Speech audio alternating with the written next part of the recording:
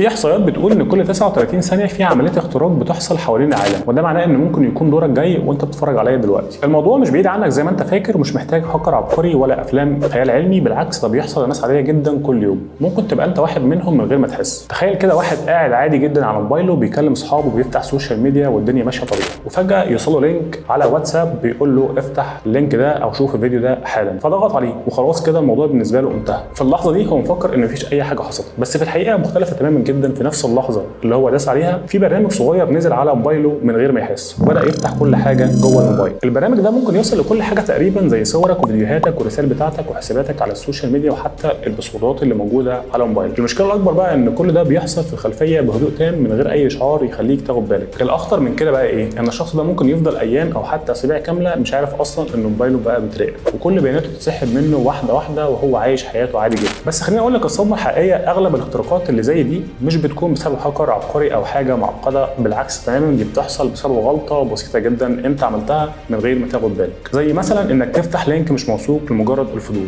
او تنزل تطبيق من بره الاب ستور او جوجل بلاي، او توافق على صلاحيات لاي ابلكيشن انت مش محتاجه. الحاجات دي ممكن تبان انها بسيطه، بس في الحقيقه هي اللي بتفتح الباب كله لعالم الاختراق. لو بدات تاخد بالك من الحاجات دي وتفكر قبل ما تضغط او توافق على اي صلاحيات، انت كده بتقلل نسبه كبيره جدا من خطر الاختراق اللي ممكن يحصل لك. الموضوع مش معقد زي ما الناس فاكره، بس محتاج شويه تركيز منك وانت بتستخدم الموبايل الشخصي بتاعك. طيب انا لو حسيت ان في حاجه غريبه على الموبايل بتاعي او شكيت مثلا ان هو ممكن يكون تم اختراقه، اول حاجه ما تتوترش، اهدى خالص. اول حاجه تعملها انك تقفل الانترنت سواء واي فاي او داتا علشان توقف اي اتصال بيحصل في الخلفيه بتاع الابلكيشن اللي نزل عندك. تاني حاجه امسح اي تطبيق انت مش فاكره او شاكك فيه، خصوصا اللي انت نزلته قريب. تالت حاجه بقى غير كل الباسوردات بتاع السوشيال ميديا بتاعتك فورا، خصوصا مثلا الايميلات اللي هي الفيسبوك وانستجرام، ولو عندك اي حسابات مثلا خاصه بالبنوك مثلا ممكن نغيرها علشان ده يديلك امان اكتر. طيب انت شايف بقى ان الموضوع زاد عندك وحاسس ان لسه الموبايل بتاعك لسه برضه في حاجه مخترقه، تعمل ايه؟ اول حاجه تعملها تبدا ان انت تاخد الموبايل بتاعك وتفضي مثلا الحاجات المهمه زي الصور او الاسماء على لابتوب او كمبيوتر، تبدا تعمل له حاجه اسمها فاكتوري ريسيت، تعمل له ضبط مصنع بحيث ان كل حاجه